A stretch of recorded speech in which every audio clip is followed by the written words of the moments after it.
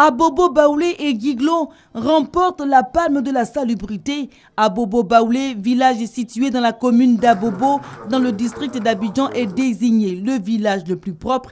Guiglo, une localité de l'ouest de la Côte d'Ivoire, devient la commune la plus propre et verte du pays. Il y a un lycée à Guiglo. Quand j'arrivais, la clôture était vraiment défectueuse.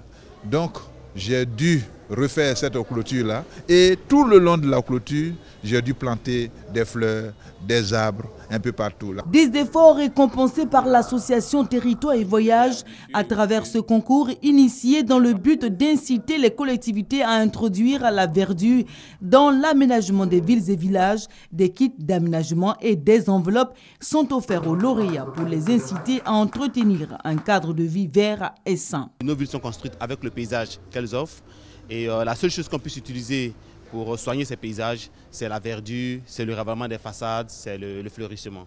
L'évaluation des villes et villages a été effectuée du 26 mai au 6 juin 2015. Pour cette première édition lancée en juin 2014, les villes des chefs-lieux de district et les 13 communes d'Abidjan ont été sélectionnées. Un projet à soutenir selon le ministre du Tourisme. La démarche de l'association Territoire et Paysage avec son projet dénommé Ensemble, soignons notre cadre de vie et préservons durablement notre environnement est compréhensible et fort louable. Manifestement, il s'agit d'un vaste programme écologique et environnemental qui est à l'honneur des concepteurs et organisateurs de ce concours, dont l'intérêt profond n'échappe à personne.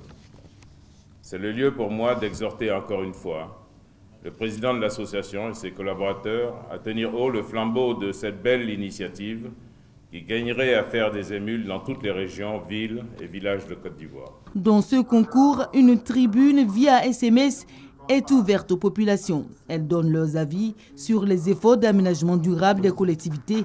Le but, les impliquer dans la gestion quotidienne de leur cadre de vie. 30 jeunes Ivoiriens à Liège, en Belgique, pour participer à la 2e édition du Forum mondial de la langue française.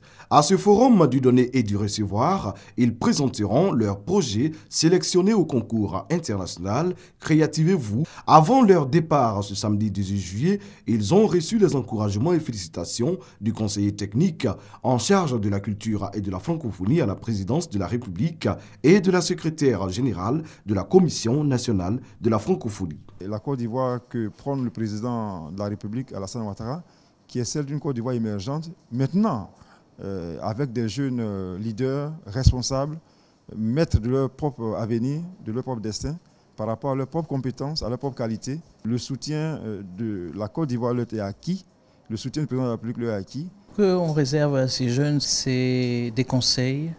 C'est une maison avec des portes grandes ouvertes pour pouvoir les aider, les écouter, leur donner des outils qui leur manqueraient pour mettre en œuvre leurs projets. L'émergence de demain, c'est avec la jeunesse. Et donc, on est un grand nombre de jeunes Ivoiriens qui aient des projets aussi intéressants. C'est vraiment bien. La jeunesse ivoirienne aura beaucoup de choses à démontrer. Vous avez vu des jeunes qui sont pétris de talent, des jeunes qui ont démontré leur savoir-faire. Et nous voudrons nous inscrire dans le dynamisme, dans la vision du président de la République. Le projet Créativez-vous a pour ambition de doter le monde d'un espace de partage, d'expérience et d'expertise pour les entreprises, le secteur public et les universités. Il a lieu du 20 au 23 juillet prochain à Liège, en Belgique. Cotonou, capitale économique du Bénin, sa lagune, ses pêcheurs, son grand marché régional et des tonnes de déchets sur plusieurs kilomètres. Un véritable désastre écologique qui appauvrit les ressources de poissons aux grandes dames des communautés de pêcheurs. La pêche, ça ne donne pas comme avant, puisqu'il y a trop des ordures dans le fleuve, c'est pas bon. Nicolas Hulot, envoyé spécial de la France pour la protection de la planète, est en mission au Bénin. Son objectif, obtenir un engagement du gouvernement béninois pour réduire ses émissions de gaz à effet de serre en amont de la conférence climatique de Paris fin 2015. Les conséquences du changement climatique sur le Bénin sont préoccupantes. Le nord du pays est de plus en plus aride et la montée des eaux menace le sud côtier.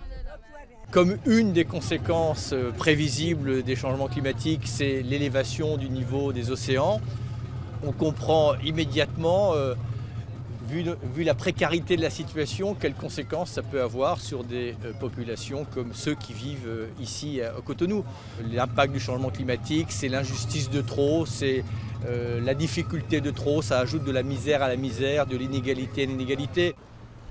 Faiblement industrialisé, le Bénin rejette peu de gaz à effet de serre comme de nombreux autres pays du continent africain. Le défi étant de se tourner vers des énergies propres, comme le solaire ou l'éolien, tout en limitant le recours aux énergies fossiles dans les décennies futures. Une transition énergétique coûteuse que le Bénin ne pourrait supporter seul. L'Afrique est la priorité, parce que l'Afrique est le scandale. L'Afrique, c'est le continent non pollueur et qui aujourd'hui paye les dégâts.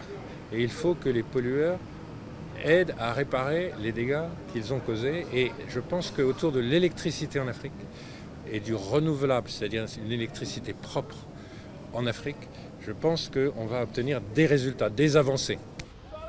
Le Fonds vert pour le climat, lancé en 2010, doit permettre d'aider financièrement les pays en développement pour s'adapter au changement climatique. Aujourd'hui, il n'a récolté que 4 milliards de dollars, mais la conférence de Paris prévoit un accord pour plus de solidarité. Un dernier espoir pour les pêcheurs de Cotonou. Andreas et Michalis sont sans abri. Andreas était ouvrier du bâtiment, mais comme beaucoup de Grecs, il a perdu son travail pendant la crise. Michalis, lui, s'est retrouvé à la rue il y a 3 ans, après que sa maison ait brûlé. Les deux hommes passent leur journée sur ce banc. Ils disent voir de plus en plus de personnes vivre dans la rue. Toutes leurs possessions se trouvent dans ces sacs à dos. Une radio et quelques livres de poésie. Malgré leur situation, ses compagnons d'infortune tentent de rester philosophes. Qu'est-ce que je peux vous dire?